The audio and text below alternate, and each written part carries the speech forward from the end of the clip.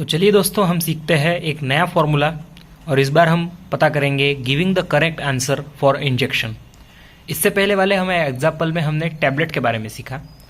अब हम इंजेक्शन यानी वॉल्यूम, हमें कितना वॉल्यूम पेशेंट को प्रिस्क्राइब करके देना है। अगर हमारे पास स्टॉक वॉल्यूम और प्रिस्क्रिप्शन फॉर पेशेंट क्वांटिटी है और स्टॉक स्ट्रेंथ अवेलेबल है, तो हम पेशेंट को कितना वॉल्यूम ऑफ ड्रग हम उसे देंगे, ये हम एक एग्जाम्पल से समझते हैं। तो चलिए शुरुआत करते हैं। आप मेरे स्क्रीन पर ये टाइटल पर देख सकते हैं कि giving the correct amount for injection. नीचे लिखा है you can use the following formula to calculate volume for injection. हम इस सूत्र, इस फॉर्मूला की मदद से हम कैलकुलेट करेंगे वॉल्यूम कितना लगेगा इंजेक्शन के लिए। इसमें फॉर्मूला ये इस तरह से दोस्तों, आप देख सकते हैं कि prescription for the patient into stock volume bracket में ml divided by stock strength available is equal to volume given.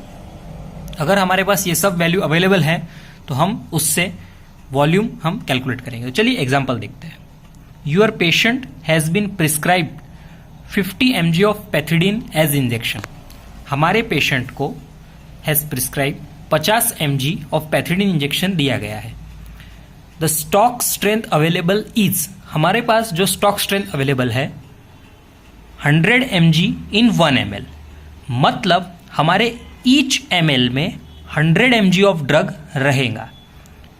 तो सवाल यहां पर इस तरह से कि how many ml do you give the patient, हम पेशेंट को कितना ml ऑफ ड्रग हम देंगे जिससे उसकी 50 mg की रिक्वायरमेंट, उसकी ज़रूरत पूरी हो सके। तो चलिए यहां पर हम एक 1 बाय 1 फॉर्मूला डालते हैं कि prescription for the patient, prescribe 50 quantity यहाँ दी हुई है, हम यहाँ 50 यहाँ डाल देंगे, राइट।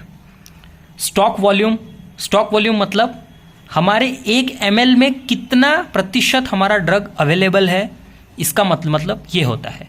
हम अगर इसे राइटिंग की लैंग्वेज में लिखना चाहे तो ये कुछ इस तरह से होगा दोस्तों कि 100 mg पर ml, इस तरह से इसको समझेंगे। 100 mg पर ml मतलब हर ml में 100 mg ऑफ ड्रग प्रेजेंट है, इसे हम इस तरह से समझेंगे। तो हमारे पास जो स्टॉक वॉल्यूम अवेलेबल है वो 1 ml है, तो हमने यहाँ लिख दिया 1 ml। पेशेंट को 50 mg of pethidine injection prescribe किया गया है और हमारे पास 1 ml में 100 mg ऑफ ड्रग है, तो स्टॉक स्ट्रेंथ अवेलेबल हमारी 100 mg हुई, राइट। तो हमारे पास फॉर्मूला की सभी चीज़ें हैं। जैसे ही हम 0 यहाँ से और 0 यहाँ से कट करेंगे तो हमारे पास बचता क्या है, 5 इंटू 1 5 डिवाइडेड बाय 10। तो जैसे ही 0 तो हमारा पॉइंट इधर से इस तरफ चला जाएगा दोस्तों। तो 0.5 ml हमें हमारा ड्रग पेशेंट को देना है जिससे उसकी 50 mg की रिक्वायरमेंट पूरी हो सके। इसमें गौर करने वाली बात यह दोस्तों कि notice that prescription and stock unit, prescription का unit 50 mg and stock unit मतलब हमारा 1 ml में कितना mg ऑफ ड्रग प्रेजेंट है मस्ट बी सेम। अगर वो अलग अलग है तो हमें उस यूनिट को उस यूनिट के हिसाब से कैलकुलेट या फिर सेम करके उतनी क्वांटिटी के हिसाब से हमें ड्रग कैलकुलेट करना होगा, अदरवाइज वो क्वांटिटी रॉन्ग हो जाएंगी और पेशेंट को हार्म हो सकता है।